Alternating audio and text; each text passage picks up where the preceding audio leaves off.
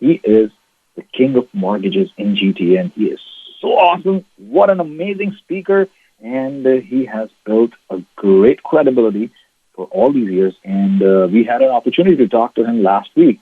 Hey, Paris, how you doing? Good. Welcome to Deep Malachin Radio Energy with Paris. How are you? Thank you so much, brother. Great to be here. What a beautiful day outside. It is. It is gorgeous. It is incredible. Yeah. So, where we ended, let's get started. So you built this business, and I want to listen from your way. Like the way you speak, it's so beautiful. I'm a big fan of yours, so why don't we continue from there? Thanks, brother. Well, I think we were talking about how I got into this business. I came back from India in '99 and went into the financial planning world, where I started in January of 2000, and March 2000 was the peak of the markets. And no matter what I did, the market just kept coming down, down, down. So I did great service for clients, and I was coming on the air talking about all kinds of concepts right off the bat. And anything I would learn, I would really come out and start talking about it. And but by and by, started realizing I was like sick and tired of making excuses for the market. And so I decided to add the mortgage product line. Actually, it was recommended by the broker in the financial planning practice that, hey, don't become a statistic, go into the try the mortgage world. And so I went to mortgages, and again, I was still focused on the financial planning side. Yeah. And what I tried to do was I started focusing on the net worth, as we talked about last week. Yeah. And in that, I figured that people have, the odds are really stacked against people when they're coming to this country, whether they're new or they've been living here all their lives or for generations, is that the odds are really, really stacked against the average guy.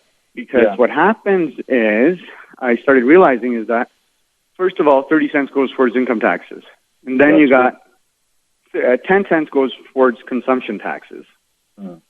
Then you've got 10 cents goes toward other taxes: road tax, liquor tax, tobacco tax, gasoline tax, tire tax, tax on tax, and so on. Yes. And at the end of the day, so you got about 50 cents left. Out of that, 30 cents goes towards your living expenses. Generally speaking, either your mortgage or somebody else's mortgage if you're renting. Yeah. And you really got only about 20 cents to do something here. And then out of that, you've got family expenses, food, clothing, kids, and so on. And if you're here and you're supporting your family back at home, then it goes towards that as well. Even more, yes, exactly. Even another deduction out of your income, right? And then so it's very difficult to kind of get going. Whereas, so I started thinking of ways how I can change the system. And one of the things I realized is it's hard to change the system. Yes. Is what you can do is, but one of the things you can do is you can follow people who are very successful, who you want to emulate, who you want to be, right? And the way to be them is to emulate them, is to do the kind of things that they've done. And so I saw what the very wealthy people do, read a lot of books, and try to formulate my own strategy, and then I came up with like a one-page business plan. And that's what I discuss with my clients every time I meet somebody new, or even if we're meeting on an annual review or after 4 or 5 years, and talking about the same plan, revisiting it, and basically, which looks at what the wealthy do. Now, the wealthy don't. So, first of all, so you got 20 cents left. After going through all these expenses, you got maybe 3 to 4 cents left on average to invest into an asset. True. And then the system says the ideal asset for everybody is a mutual fund. Which, again, being in the industry for 18 years, at that time, not so many years, obviously, but I started realizing that it's not the ideal asset. We used them strategically, but they were like almost last on my list. And because it's an investment that Canadians probably make less than what the actual industry makes off their money. True. There was an actual statistic that came out about 5 years ago or so that the average Canadian only makes about 5%. Return. We get caught up with the system. We get caught up with the system, totally. And then, so we got 3 to 5 cents, and then we invested into that, and then they say, hey, 20 to 40 years, you'll retire rich. And the reality is that it's less than 5% of the Canadian population who does not depend on the federal government, family, or food banks. Wow. Right? Which is crazy. Right? And we still we live in a first world country. And we say we live in a first world country, but the reality is this country teaches people how to become industrial workers. Our education system is still so backwards. Right? It was up until maybe there's some changes that are starting to happen, but first of all, just the whole act of going to get an education, you have to go get in debt. That to me doesn't make sense, especially in this day and age where we got internet, we got some of the best teachers in the world. Doesn't make any sense to me, right? But other than the fact that the system is designed that way, so you get in debt there, and then you get out of school. You've got student loans. Now you need a car, or you need to be mobile, and get a car loan. And then you work and you meet your future spouse, and eventually you get married. Now you need a house. Yep. Right? Along this way, you're accumulating debt. True. And now you get the house. You thought you were free to go anywhere on this planet in this democratic, capitalistic society. You're free. We pride on ourselves how much freedom we have. But how much freedom do we really have? You got about 95% of your time is spent within a 15-minute radius from where you work to your home, to work, home, and then you're busy all week making your employer's money. Yeah, you're making some money, you're earning money, but your employers are definitely making more money off you. And then on the weekend, we go give it away. Go give it back to those same corporations. Shopping malls. So we're going from home to work, to home to work, to shopping mall, to home. That's our, like a triangle, right? 15 or a radius that we live in, 95% of the time, if not more. We get a vacation once in a while, and we think like we're like free citizens of the world, right? But we're shackled with all this debt. Right? So one of the first things that I wanted to do was try to help people increase their cash flow by helping them manage the debt. And that's where the liability side comes in, not the asset side. Everybody focuses. All kinds of financial advisors focus on the asset side. And I wanted to focus on the liability side. Not only, most people focus on eliminating the liability. In fact, some of the most successful clients that I have, some of the wealthiest clients that I have, they have bigger liabilities.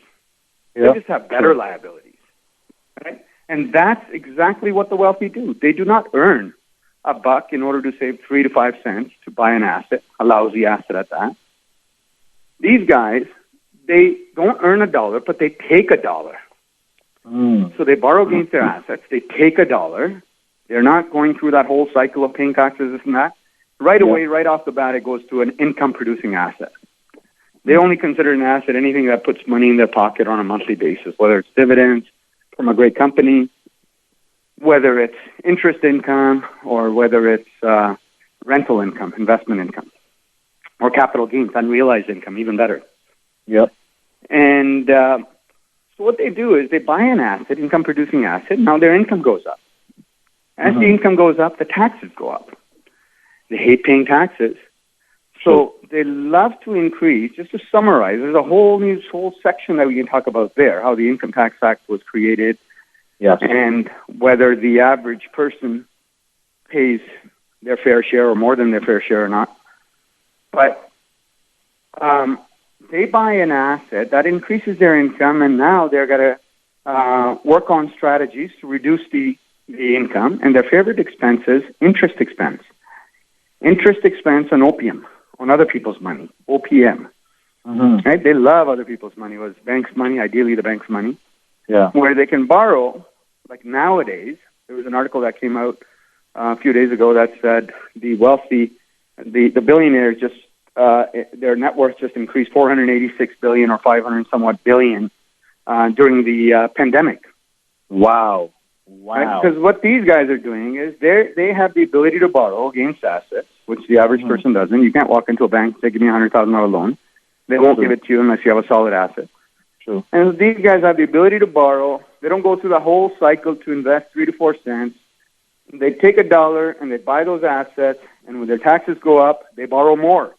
And they get to write off the interest that they pay on the extra borrowing because they're using it to buy more assets. So this whole cycle starts. We go from what most people call the rat race previously to going through that whole cycle of earning $1 and then using 3 to 4 cents to buy an asset. It's like the rat race. You think you're doing good because you're working more hours, you're faster, you're doing so good, you're getting all these awards at work, right? But really, you get nowhere. Whereas the second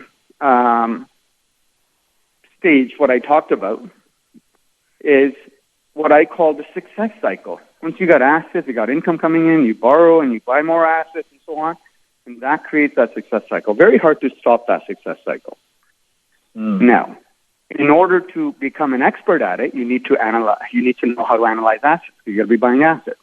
So I know we're probably cutting close to our time, right? Just to We'll continue this tomorrow. We'll continue this tomorrow. Yeah, we can do this tomorrow. So now what we can do tomorrow is we can talk about how to analyze an asset.